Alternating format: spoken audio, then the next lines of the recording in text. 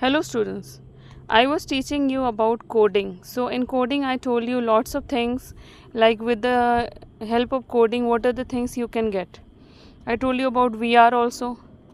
The power of pattern recognition.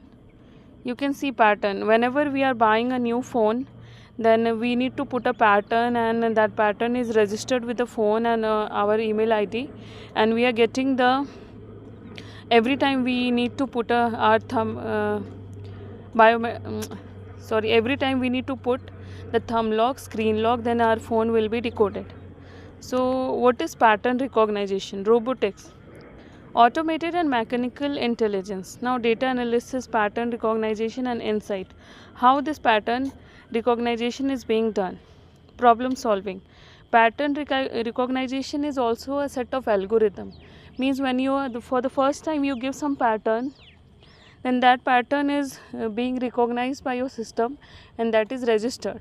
And for example, if some another person will give his or her pattern to your phone or your device, then it will be not recognizable and it will be discarded. So that is also an algorithm. Means and the first time we used to set our phone, then that time whatever we give it will be registered. So this is a pattern.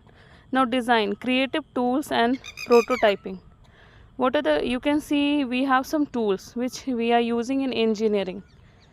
So coding teaches student to recognize pattern, troubleshoot systematically and think algorithmically. Troubleshoot means when you have seen in our system that sometimes troubleshooting is going on, means whatever error or whatever missing file are there, it is recognizing and correcting it. Skills that apply for beyond the screen. Advanced topics like data structure and basic algorithm prepare students for intermediate level challenges, enabling them to optimize code and handle larger data set with confidence.